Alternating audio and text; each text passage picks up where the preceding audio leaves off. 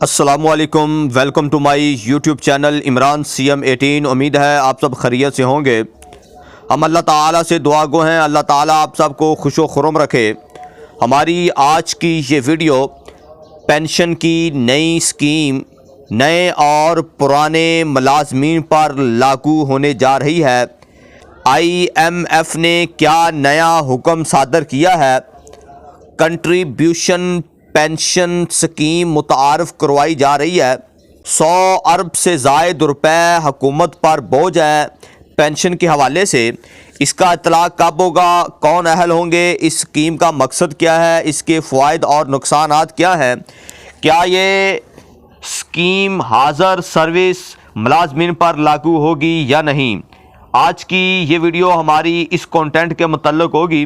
اگر آپ ہمارے چینل پر نئے ہیں تو آپ سے ہمبلی ریکویسٹ ہے آپ ہمارے اس چینل کو سبسکرائب کر دیں، بیل آئیکن کو پریس کر دیں تاکہ ہر آنے والی نئی ویڈیو کا نوٹیفیکیشن آپ تک پہنچ سکے۔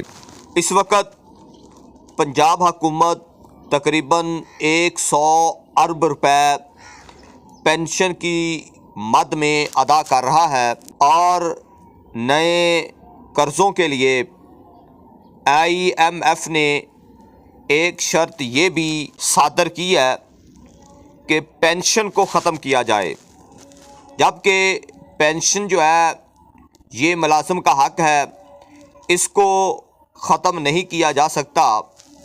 لیکن اسی کے ساتھ جس چیز پر سمجھوتا ہوا ہے وہ کنٹریبیوشن پینشن ہے۔ اب سب سے پہلے یہ دیکھیے گا، کنٹریبیوشن یعنی حصے داری، شراکت داری۔ اس لفظ سے ہمیں یہ بات سمجھ آ رہی ہے کہ حکومت بھی اس میں حصہ ڈالے گی اور ملازم بھی اس میں حصہ ڈالے گا۔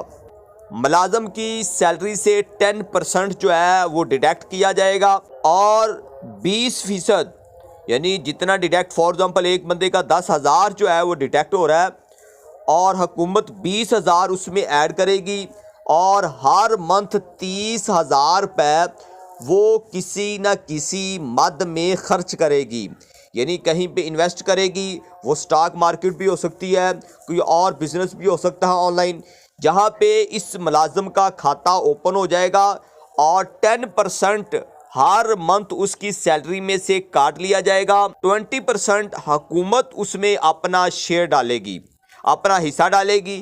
یہ ٹوٹل 30% یعنی 30,000 روپے حکومت جو ہے وہ کسی آن لائن کسی بھی بزنس میں انویسٹ کرے گی، اور اسی مد میں اس کے پاس جو ہے پیسہ اکٹھا ہونا شروع ہو جائے گا۔ سٹارٹنگ میں یہ بوجھ حکومت پہ تو کم نہیں ہوگا، لیکن وقت گزرنے کے ساتھ حکومت کو اس کا بینیفٹ بہت زیادہ ملے گا۔ اب اس کا اطلاق کن ملازمین پہ ہوگا؟ جولائی 2024 کے بعد جو بھی ملازم جو ہے وہ اپوائنٹمنٹ ہوگا، اس پہ یہ قانون، یہ رول، یہ سکیم 100% لاگو ہوگی۔ اس کا باقاعدہ طور پہ نوٹیفیکیشن جاری ہو چکا ہے۔ آیا یہ حاضر سروس ملازمین کے ساتھ ایسا ہے یا نہیں، اس کی ہم بعد میں بات کرتے ہیں۔ پہلے اس سکیم کا مقصد سمجھیے گا کیا ہے۔ اس سکیم کے تحت حکومت پر جو پینشن 1,000 ارب روپے وہ ان کا ہلکا ہو جائے گا، لیکن سٹارٹ میں یہ کم نہیں ہوگا۔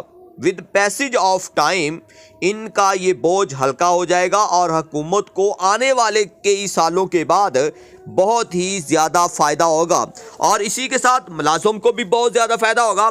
یہ ملازم سے باقاعدہ طور پہ پوچھا جائے گا، آیا آپ کی یہ جو رقم ہے یہ سود کی مد میں کہیں انویسٹ کی جائے یا بغیر سود والے جو کاروبار ہیں وہاں پہ انویسٹ کی جائے؟ یہ باقاعدہ طور پر پوچھا جائے گا۔